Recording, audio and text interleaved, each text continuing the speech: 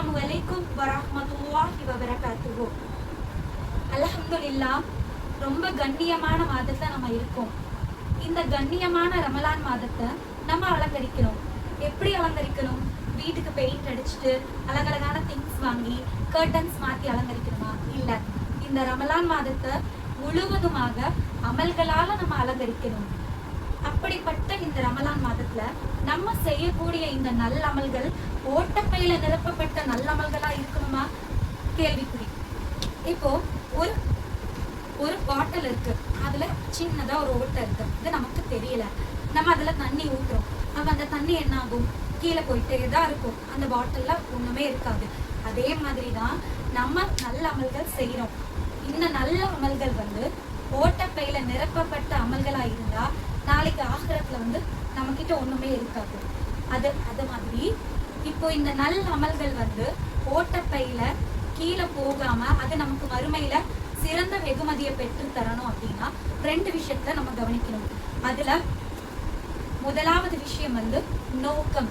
நம்ம செய்யக்கூடிய இந்த நோக்கம், இந்த அமல்கள் முழுவதுமாக அல்லாஹுவை சார்ந்ததாக மட்டும்தான் இருக்கணும். அல்லாஹ் தன்னுடைய திருமறையில சூரத்துல் மாஊன்ல சொல்லி காட்டுறான், அல்லதீனஹும் யுராஊன், அவர்கள் மற்றவர்களுக்கு காண்பிப்பதற்காகவே தொழுவார்கள். இப்போ நம்ம ஒரு நபரை எடுத்துக்குவோம். அதாவது ரமலான் மாதத்துல அந்த நபர் 5 வக்து தொழுகைய மிஸ் பண்றதில்ல, தராவி மிஸ் பண்றதில்ல, உறவினர் அண்டை வீட்டார்னு எல்லாருக்கும் இஃப்தார் கொடுக்கறாரு, சதகா செய்யறாரு, குர்ஆன் ஓதுறாரு, அதிக அளவுல மஸ்ஜித்ல தன்னை தன்னுடைய நேரத்தை மஸ்ஜித்லயே கழிக்கக்கூடிய ஒரு நபரா இருக்காரு. இந்த நபர் மனிதருடைய பார்வையில நம்ம என்ன சொல்லுவோம்? பா, என்ன மனுஷையா, நோம்பு வந்ததும் போதும் நல்ல இபாதத் செய்யறாரு அப்படி. உண்மையிலுமே அந்த மனிதருடைய நோக்கம் அல்லாஹுக்காக அப்படின்னு இபாதத் செஞ்சா அல்ஹம்துலில்லாஹ். இல்ல மற்ற மனிதர்கள் நம்மள பாராட்டணும் அப்படின்னு செஞ்சாருன்னா கண்டிப்பாக அவருடைய அந்த அமல் ஓட்டப்பையில் நிரப்பப்பட்ட நல்ல அமலாக மட்டும்தான் இருக்கும். 2வது விஷயம் அஹ்லாக். இது ரொம்ப முக்கியமான விஷயம். அல்லாஹ் தன்னுடைய திருமறையில 3வது அத்தியாயத்துல சொல்லி காட்டுறார், இன்ன தீன இந்தல்லாஹில் இஸ்லாம், நிச்சயமாக அல்லாஹ்வினால் ஏற்றுக்கொள்ளப்பட்ட மார்க்கம் இஸ்லாம். இப்போ நம்ம 5 வக்து தொழுகை நமக்கு கடமையாக்கப்பட்டிருக்கு. ஒரு வக்துக்கு ஒரு 5 நிமிஷம், ஃபஜருக்கு 5 நிமிஷம், லுஹருக்கு ஒரு 10 நிமிஷம், அசருக்கு ஒரு 10 நிமிஷம், மஹரிபுக்கு ஒரு 10 நிமிஷம், ஈஷாக்கு ஒரு 10 நிமிஷம். இப்படி இவ்வளவு நேரம் ஆகுது. இதை கணக்கு போட்டா ஒரு 50 நிமிடங்கள் ஆகும். ஒரு நாளைக்கு 24 மணி நேரம். அதுல இந்த 50 நிமிடங்களை கழிச்சா சரி 1 மணி நேரம் போட்டே கழிப்போம். அப்படி கழிச்சா பேலன்ஸ் இருக்கிறது, மீதம் உள்ளது 23 மணி நேரம். இந்த 23 மணி நேரம் நம்மளுடைய செயல்பாடு தான் இஸ்லாம். அதாவது வெறும் நம்மளுடைய இபாதத் மட்டுமே இஸ்லாம் கிடையாது. நபி ஸல்லல்லாஹு அலைஹி வஸல்லம் அவங்க காலத்துல ஒரு பெண்மணி இருந்தாங்க. அவங்க 5 வக்து தொழுகையை தொழுவாங்க, கணவருக்கு கீழ்ப்படிஞ்சு நடப்பாங்க, அவங்களுடைய ஹிஜாபை பேணுவாங்க. ஆனா அண்டை வீட்டுல இருக்கிற பெண்ணுக்கு தன்னுடைய நாவால துன்பம் கொடுப்பாங்க. அந்த பெண்ணுடைய இருப்பிடம் நார் அப்படின்னு சொல்லி ரசூலுல்லாஹ் சொல்லி காட்டுறாங்க. அதாவது நம்ம நல்ல அமல்கள் செஞ்சாலும், நம்மளோட இபாதத்துல கரெக்டா இருந்தாலும், நம்மளுடைய அகலாக்கான உல தூய்மை இல்லை அப்படின்னா நம்முடைய அந்த அமல் ஓட்டப்பையில் நிரப்பப்பட்ட அமலாக மட்டும்தான் இருக்கும். இன்னும் மேலும் சில ஹதீஸ்களை பார்ப்போம். இப்போ நம்ம இஃப்தாருக்கு உட்காரோம். அல்ஹம்துலில்லாஹ், நமக்கு நிறைய ஐட்டம்ஸ் இருக்கு. ஆனா 1400 வருஷங்களுக்கு முன்னாடி நம்மளுடைய ஹபீபான முஹம்மது நபி ஸல்லல்லாஹு அலைஹி வஸல்லம் அவங்களுக்கும் அந்த தோழர்களுக்கும் வெறும் தண்ணீரும் பேரித்தம்பளும் மட்டுமே தான் நோம்பு திறந்ததுக்கு இருந்தது. இப்போ நம்ம வீட்டுல வெரைட்டியா இருக்கும், ஆனா நம்ம பக்கத்து வீட்டுல அண்டை வீடு ஏழையா இருப்பாங்க, அவங்களுக்கு எதுவுமே இருக்காது.